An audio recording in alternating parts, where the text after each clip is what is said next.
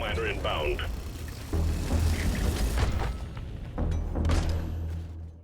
Welcome to Deep Rock Galactic, the game about danger, darkness, and people under 5'5". You've probably already run into the hive mind fanbase of this game by simply scrolling through the comment section of any post loosely related to rocks or stones.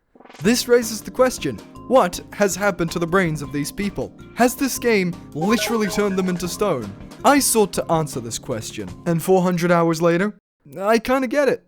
Deep Rock Galactic is a 1 to 4 player co-op game about being a dwarf which enters caves full of the smallest Australian insects, gathers a variety of ethically questionable resources, and leaves without elaborating further, all to then get paid by the British government. The missions range from repairing a few robots to just another Tuesday for the American military. Of course, you can't really call it exploiting if there are no victims, because that would be no fun, which is where the native wildlife comes in. Periodically, swarms appear that have a single goal: get a chunk of that sweet dwarven flesh. Enemies come in all forms: spiders, flies, and more spiders. For this, you are equipped with a variety of war crimes that carefully strike a balance between a struggle to survive and a god complex. When you hear Mission Control announce an incoming swarm, as one of the masterfully composed songs of the soundtrack starts fading in, you know that it's time to manifest your destiny.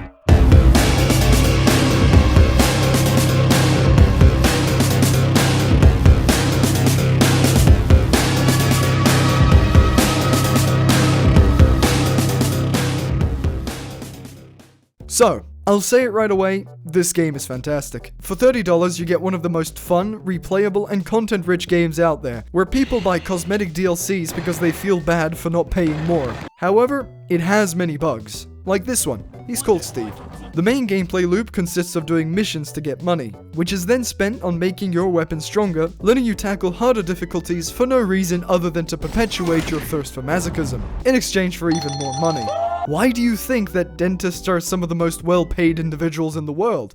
It's because reducing children's teeth to sawdust under the hateful gaze of a world's population is not something that many will find easy or enjoy. So they need that money to pay off all the psychologist fees. Like dentists, we now have mountains of cash waiting to be spent. However, there is no gambling, so what's the point? Thankfully, Deep Rock provides hundreds of upgrades and cosmetics costing little fortunes on the space rig, which acts as the hub where you meet your teammates before and after a mission for some suggestive dancing and some unregulated substance abuse. Just know, drinking a Leaf Lovers special is considered a felony which qualifies you for capital punishment, and will firmly test the game's friendly fire features once you drop in. If I even hear you ordering that godforsaken drink, I will use my 70% win rate on GeoGuessr to find your address and mail you a package containing enough drywood termites to turn your house into a study on trypophobia. Another important ground rule is that you must do absolutely everything in your power to make sure that Mission Control would rather debate in a Reddit thread about religion and politics instead of dealing with your sorry ass. Some may consider this to be psychological warfare, but do remember, he is British, so I don't see the problem. Enough about the mushrooms.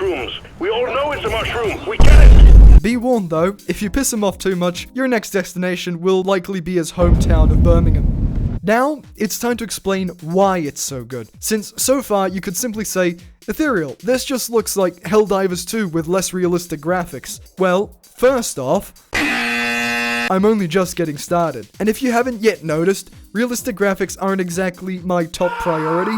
So now, let's talk about the holy quaternity of dwarf classes, which when played together have more synergy than this bottle of rum and a steering wheel. The Driller, for example, freely tunnels around the caves and makes shortcuts for him and his teammates to quickly get from objective to objective, or back to the drop pod. At least, that's what the wiki says he does. But you'll quickly find out that 95% of the time, his job is to just...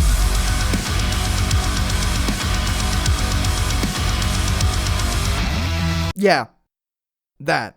Flamethrowers and corrosive chemicals, unsurprisingly, are very good at exterminating groups of bugs. Those drills I mentioned earlier will be pretty much solely used to create useless tunnels which are almost as fast as just walking, and bunkers that eventually become everyone's grave. Now, some driller mains might get a little high off of their massive ego, and start spewing nonsense like, Driller is the best class, and you have no reason to play anyone else. In which case, kindly introduce them to the concept of being incapacitated. They won't be familiar with this, and hopefully it will let them see the error of their ways. As long as you have a Driller on your team, understand that griefing will be funny due to an unwritten rule. In your possession are several charges of C4, designed to quickly help excavate areas and deal AoE damage on large swarms. However, this is not what you should use them for. If you upgrade it for damage, this explosive is capable of taking out bugs that have as much health as a dwarf. How convenient! Remember, you must always C4 the scout, which can be easily done by exploiting their sexual attraction to red spheres, like the one your explosive spawns. In response to this, you may ask, isn't this just team killing? Well, yes. Speaking of which, the Scout is the second dwarf class that you can play as. Putting aside the times when he is being exploded by the Driller, he is a crucial part of the team. And let me tell you, he's quite the experience.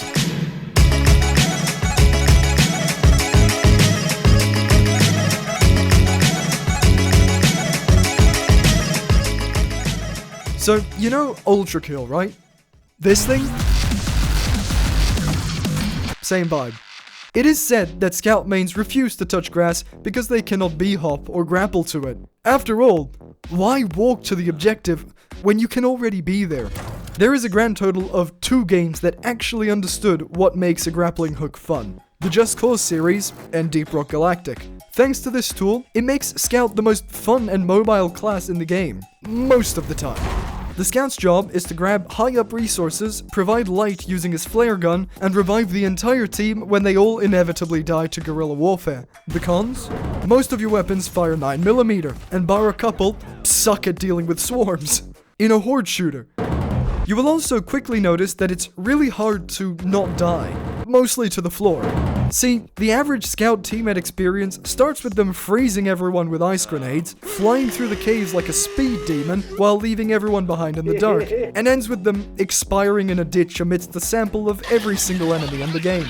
These players can be directly compared to Icarus, which tried flying to the sun only to suddenly be reminded of his mortality as he fell to his death. If you're scared that a cave leech could be somewhere on the ceiling, don't worry, Scout has already found it. For these reasons, people who play Scout badly have a tendency to huff copium, complaining about how they are weak or vulnerable. And this, gentlemen, is where it is your job to say skill issue and C4 them. If you want your Scout to eventually be brought back from all the ditches and leeches he repeatedly dies to, you'll need a gunner, whose entire purpose can be boiled down into 3 simple steps. 1. Shoot bug. 2. Place shield and revive dwarf. And 3. Shoot bug. It's a simple life. See him as the babysitter that makes sure that everyone gets to have fun, even if that means sacrificing things like entertaining gameplay and complex mechanics for a point-and-click adventure. There are bugs coming from the left. Understood. Eliminating that direction. Using 3,000 rounds of depleted uranium, a variety of pistols to quickly deal with God's toughest battles, and a shield that repels bugs like deodorant at a convention, Gunner's role is pretty set in stone as the tank. In exchange for limitless power, he moves with the grace of a steamroller, with no consistent movement tools other than his extremely fast mobility stairlift. Laugh at it all you want, it's still the most efficient way to carry things up cliffs. Unless you're skilled enough to pull off this with Scout. If angled right, you can get a slight boost going down, but I'd suggest having a second game open that you can play while going up to kill time. In summary, he is direct proof that we have yet to find bug that can outsmart Bullet. So, the last dwarf is the engineer.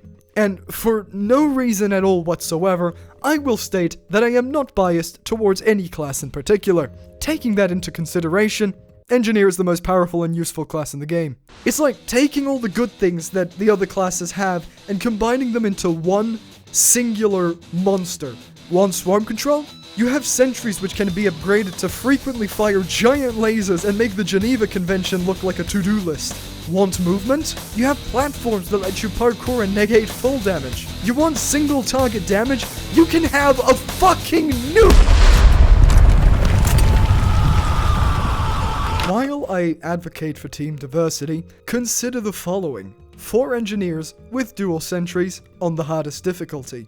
The bugs come face to face with a firing squad of sentries lined up, accompanied by 4 dwarfs dispensing the Oppenheimer special. Keep in mind that the fat boy overclock is considered griefing 90% of the time, and will get you kicked if the host doesn't understand the concept of fun. Engineer's role is also one of the most messy, since on top of killing bugs, gathering resources, and providing platforms for scouts to stand on so they don't die to the floor for once, you also need to manage your sentry's ammo and position.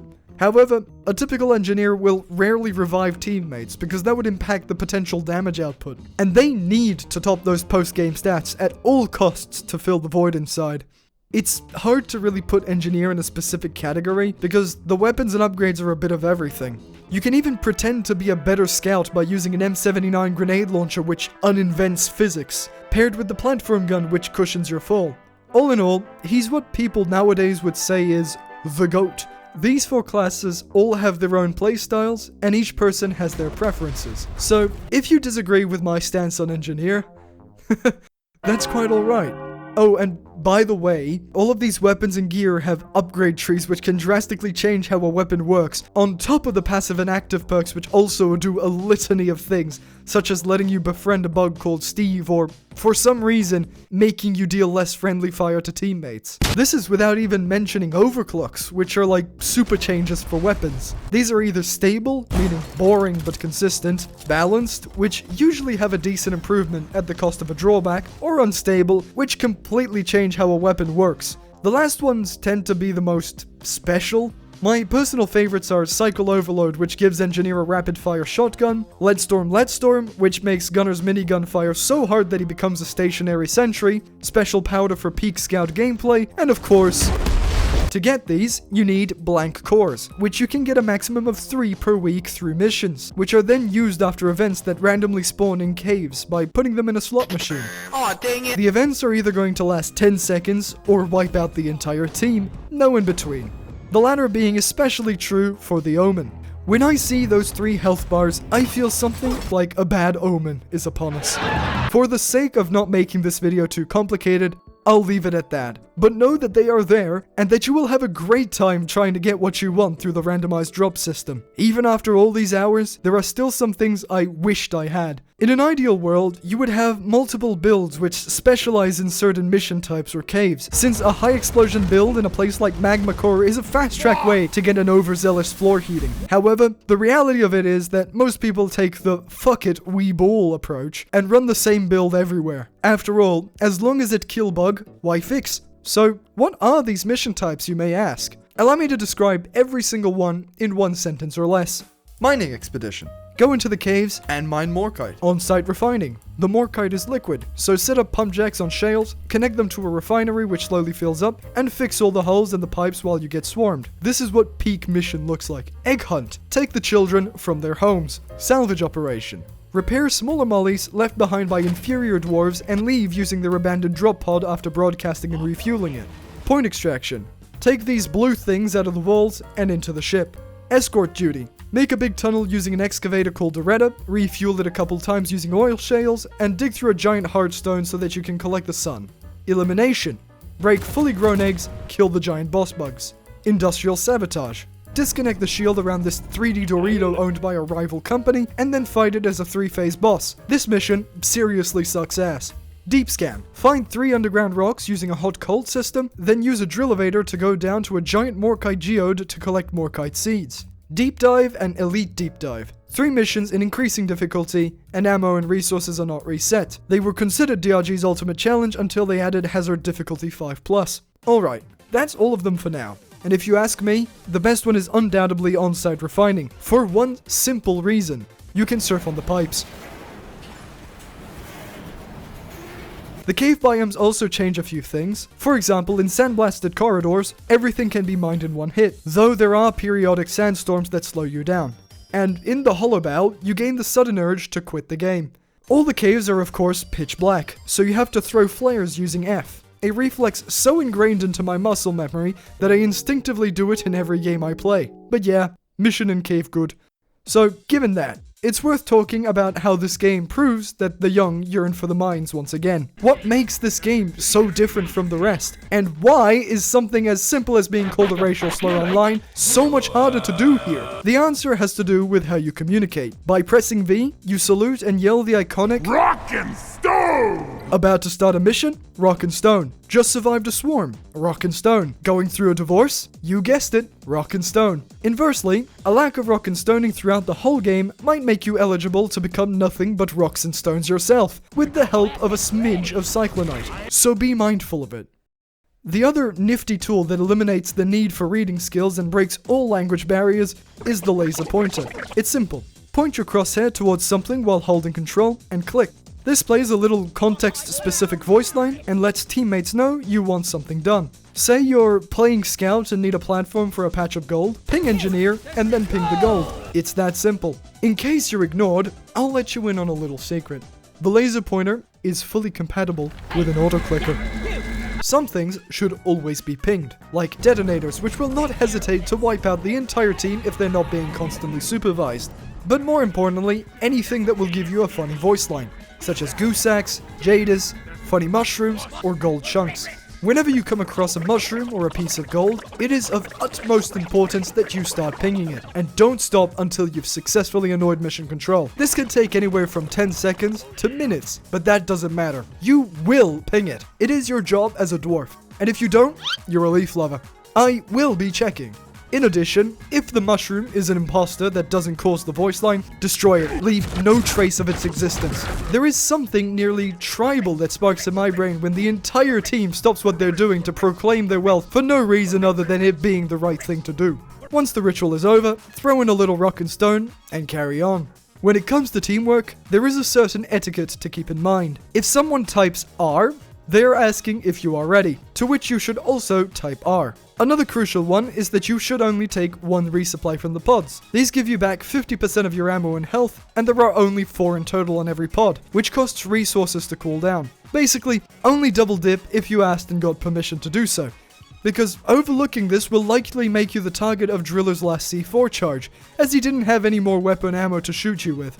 The most important rule to follow, above all others though, is to leave no dwarf behind. I do not care if it looks like a mosh pit. You are not leaving until everyone is out, and you shall die trying. The community is one of the kindest ones I've ever seen. Most people just want to have fun with some lobotomy gaming, which is rare in the world of life service anger management classes. There are, of course, those who mistakenly open this game instead of Warframe, and spend their entire time trying to min-max the shit out of everything, squeezing every drip of joy out of an otherwise fun game. You will find most of these elves in the official DRG server and Hazard 4 lobbies, which are a coin flip between actually normal human beings and the literal bottom of the barrel lobotomites who were born without the gift of empathy. If you ever see a description like level 100 plus, promoted or kick, no fat boy, new duplicates, do me a favor and add them as a friend, so that you can gift them a game which is more befitting of their tastes. Because there are about 250,000 words in the English language, yet I could never string enough of them together to properly express how much I want to hit these people with a barrel. As long as you avoid those, the dwarf mindset mostly boils down to, as long as everyone's having fun, who even cares? Lose, win, whatever, you're a team, and that's all that matters. Now, the modding sphere for this game is vast, and you've probably already seen some of them in my gameplay. But these are only visual changes. There are 3 tiers for mods. Verified, which are client-side visual changes which let you play as if you were playing vanilla. Approved, which are actual gameplay and quality of life changes that force a little modded tag on your lobby. And Sandbox, which are usually stupid game-breaking tools for testing and stuff. Would you like to have 50 people in one lobby? That's a mod. Would you like to increase spawn rates by a factor of 200? That's a mod. Would you like to have every enemy be a detonator? That is, somehow, a mod. The ones I'd recommend are sprint by default, hold to walk, and any stupid meme mod that turns the carefully crafted ambiance of the game into a shitpost. But yeah, go crazy. Finally, I wanted to make a small section on the "it's not a bug, it's a feature" bits of the game. Starting with the main thing to remember. All physics are fucked. God forbid you want to stand on a barrel or anything that can be affected by gravity. The fact is, You weigh more than the city of Ulaanbaatar, and these barrels just can't withstand it, making you spin violently and rejecting your very existence. In summary, be careful when landing on the physics objects. You wouldn't want to suddenly join the space program. On the more useful side of things, you can animation cancel to make things go faster. If your inventory is full of resources, you need to deposit them into Molly, which is a slow piece of Chinese garbage that takes the latter half of your life to reach your location. There is a perk that lets you deposit faster, but why use it when you can spam the E key and right click to break the depositing animation? Lastly, you know that giant station you see on the loading screen? You can actually go visit it by no clipping outside of the space rig. It is a little complicated, but you eventually get the hang of it. First, pull up your phone stopwatch and go to the gravity recalibration button, located up this elevator and down this bridge. Now, press it once and start the stopwatch at the same time. This will turn off gravity temporarily. When the stopwatch hits 19 seconds, press the button again, and then again when the timer hits 22 seconds. If you've done it right, the beeping should have stopped and the zero gravity is now infinite. Now, fly up here and grab the jet boots from this box. Then head down to the bar and get a malt rock bearer, which you can unlock using resources you find in the caves. Stand on the counter in this exact spot, drink the beer, and when you're big, jump through the ceiling. You are now free to just fly around anywhere in space. One small note, flying too high in the skybox will break Unreal Engine and you will absolutely brick your game. So maybe don't do it? And before you ask, yes, you can fly to Hoxie's, and no, it's not actually real. Sorry. In conclusion, if you liked games like Helldivers 2 or Earth Defense Force 5, this will be right up your alley. It's quickly become one of my favorite games, reflected in the hundreds of hours I spent playing it since February instead of making the Hotline Miami video. Anyway, I'm fully aware that it's been 9 months. The milk was seriously hard to find this time around. A mix of personal circumstances and low motivation have made it really difficult to sit down and work on a video, especially when it's so time-consuming to skim through hours of clips to find the right one. I'm recording this over half a year after the original voiceover because in it, I was wishing everyone a Merry Christmas, which really points at when I was actually hoping to finish this by. Regardless, even if it's a pain sometimes, I still do enjoy making these videos, so I'm not going to stop. Though I'm probably not going to disappear for a whole year again like with this one. I've been learning to animate in Blender, which is what you can see in the background here, and it also takes a bunch of time. All in all, I hope you enjoyed this, and I'll catch y'all later. Ciao.